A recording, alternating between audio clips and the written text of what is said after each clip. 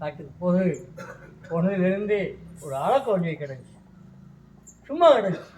அதுக்கு பொறுப்பாடு இடையெடுத்து கூடும்போது காட்டை திரட்டி வளர்த்துட்டீங்க. வளர்த்த பொறுப்பாடு இன்னும் அது கடுமையாக வச்சிருக்கு. அதனால அந்த நுழைநிலம் வரக்கூடாது. இனிமேல் எல்லா பிள்ளையுமே மறுபடி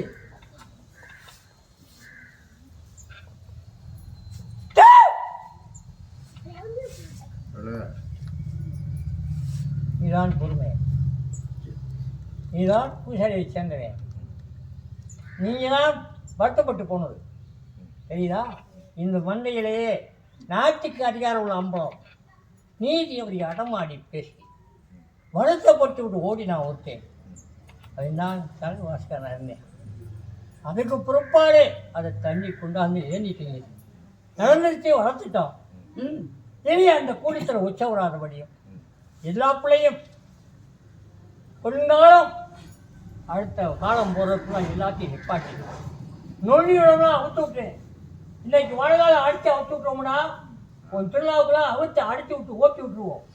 எமாசியை பேக்கரிட்டிக்கா அந்த புலவர் நாடி பொண்ணாட்டு வந்துட்டாடா, ஓடிட்டாடா கம்ப கொண்டாடு. எல்லா பிள்ளையும் அருளும் பெருகும் பொருளும் பெருகும் பயப்பட வேண்டாம். இந்த அதிகாரம் என்னைக்கு குறையாது. பலத்தால் ஓட்டித்தரேன், பணி அடிக்கிற தவறாத.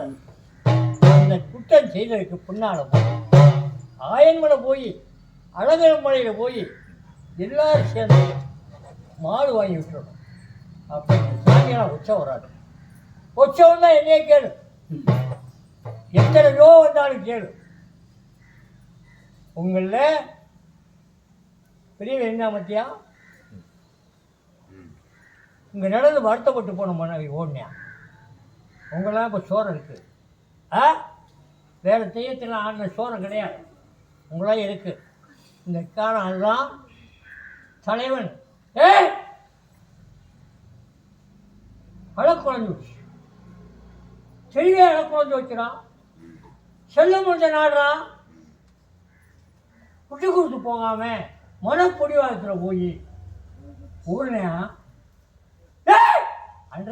அன்றையிலிருந்து இந்த தெய்வம் குறைஞ்ச மாதிரியும் பவதேசனையும் குறைச்சிக்கிட்டு போயிட்டேன். அதுக்கு ஒருபாடு தலையெடுக்க முடியலைடா. எல்லாரும் நினைஞ்சிட்டீங்க, அங்கே தலையெடுக்க முடியலை, குறைச்சி விட்டேன், உட்கார வச்சுக்கிட்டேன். அதனால் ஆள் தவறு செஞ்சாலும் சரி, குற்றம் செய்தாலும் தவறு செஞ்சாலும் சரி, எல்லாரும் சேர்ந்து